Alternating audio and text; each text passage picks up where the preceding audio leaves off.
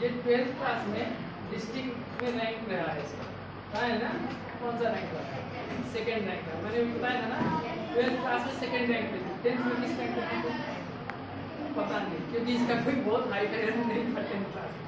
लेकिन 10th में देखो ये 10th क्लास में 85% और हमें लगा 92 था ना, 92%।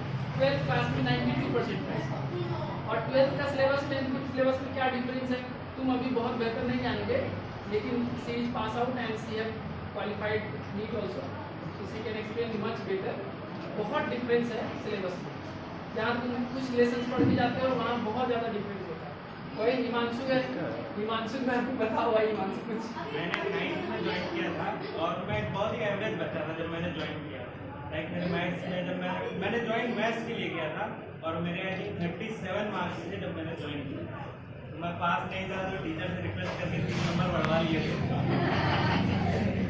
फिर मैं सर के पास आया और जब मैं पास हुआ 10th से तो मेरे 90.6 बने। देखिए डिफरेंस। और 12th में मेरे 95.8% थे।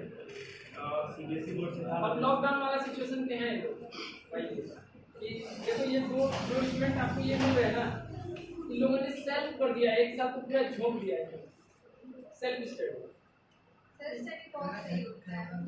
और मुझे कृत्रिम स्टमक जब मैं नाम लेता हूँ इसका एक स्टेटमेंट बड़ा इंपॉर्टेंट है मेरे लिए। कौन सा है मतलब क्या हुई तुम्हें याद है? इसने यही बोला था जब ये टॉप चीजें सेकंड रैंक पे थी, और मैं तो भाई कुछ स्टूडेंट मुझे बहुत ही उनकी वजह से बहुत रेस्पेक्ट मिलता है मुझे। ये सब बच्चे उसी कैटेगरी के बच्चे, ये जब 12th में टॉप की, जब इसको मैंने बुलाया बोलो इसने इसी कहा कि सर पढ़ाते हैं तो घर पे जाकर पढ़ने का मन करता है, याद है? ठीक है, तो ये बात ये बहुत ही पिंचिंग थी, मतलब बहुत सारे स्टूडेंट जो है उसके बाद जो इसके कहने के बाद उस बैच में बहुत सारे बच्चे पढ़ने लगे, क्योंकि इसने कहा था कि सेकंड रैंक पे थी डिस्ट्रिक्ट में, 92% इसके मार्क्स थे। तो होता है ना कि जो रियल लाइफ हीरो को आप बिलीव करेंगे, ऐसे तो आप कहानियां में कितना भी आपको सुना दो उतना फेथ नहीं डेवलप होगा, लेकिन रियलिटी अगर सामने है आपके तो आप बिलीव करेंगे। तो इसका यही था, इसने मुझसे कहा कि सर, मुझसे नहीं मतलब सभी बच्चों से कहा कि सर पढ़ाते हैं घर जाके पढ़ने का मन करता है। अब ये पिंचिंग था, बहुत सारे बच्चे जो है पढ़ना शुरू हो गए। और अभी देखो उसने क्या कहा, 37 मार्क्स थे, 40 मार्क्स, ठीक है, लेकिन आज बहुत मुस्कुरा के कह सकते हैं कि हाँ हमने 40 मार्क्स पाया।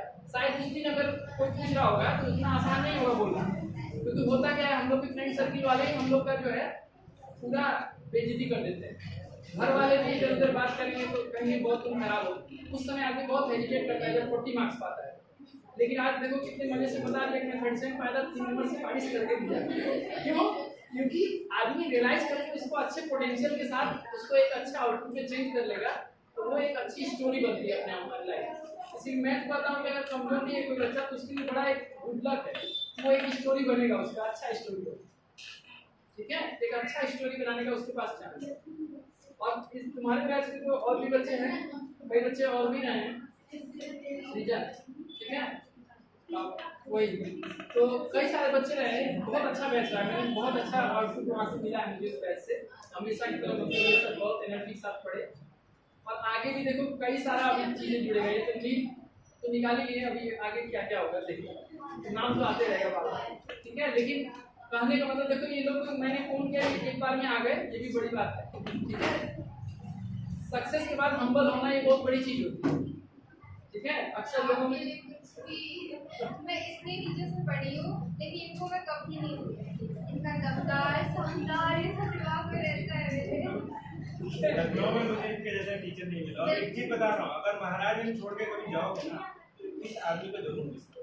एकदम हर जगह ये चीज होता है कि अब देखो ये स्टूडेंट है, आउटपुट मिला तो तुम्हारे लिए बहुत बड़ा इंस्पिरेशन है। तुम जहाँ पढ़ रहे हो यहाँ से अगर बच्चा पढ़ के इस लेवल तक पहुँचा है, तुम्हारे अंदर भी वो कैपेबिलिटी होगी, उसको निकालो, ठीक है। इसीलिए हम लोग बुलाते हैं, किसी भी स्टूडेंट को जो सिलेक्शन होता है उसको बुलाने के पीछे यही रीजन होता है कि हम लोग अपने अंदर कुछ ढूंढें, खाली बस पढ़ना एक कैजुअल वे में पढ़ाई नहीं करना चाहिए, क्योंकि ये सब गैर, ठीक है, सब बाहर से पढ़ के आए हैं। तुम पूछो, तुम कभी बच्चों को लगता है कि हम तो अभी मारे कि नहीं, जब जाएंगे कोटा तो पढ़ाई शुरू करो।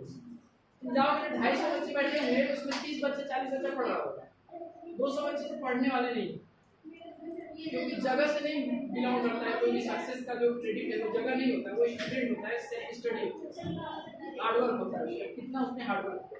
वही बुक पढ़ के वही टीचर पढ़ाते हैं, लेकिन कोई बच्चा बहुत अच्छा करता है, कोई बच्चा नहीं कर पाता है।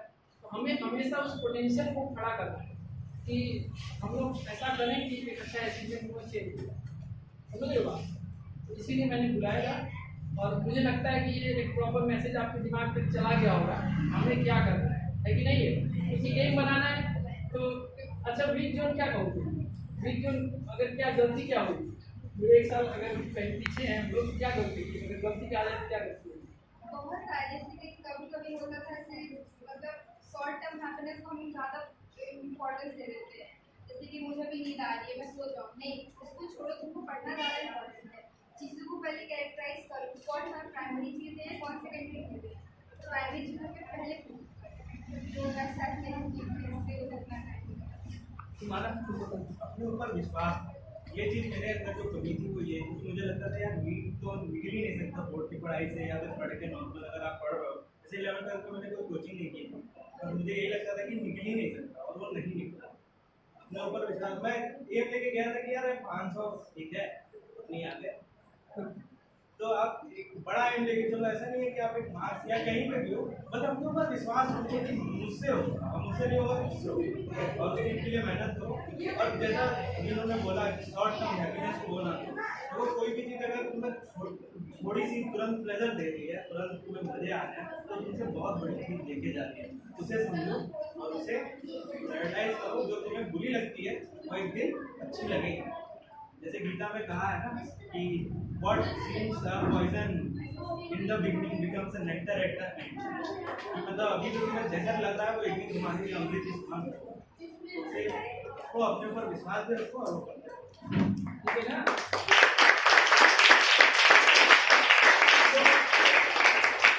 करेंगे कि कल दिन उनमें से भी कोई हमारे लिए इतना बड़ा क्रेडिट बनेगा, ठीक है? तुम भी इस चीज़ को अचीव करो, जो भी तुम्हारा एम तुमने सेट किया उसकी डायरेक्शन में चलो। क्योंकि जब बच्चा पढ़ता है तब वो लगता है कि कैसे करेंगे, लेकिन करने लगो तो एक स्टेप डेवलप होता है, और वही स्टेप तुमको वहाँ पे पहुँचाता है। मोबाइल फोन कितना चलाए थे भाई? जोर से बोल दो, सुनते नहीं।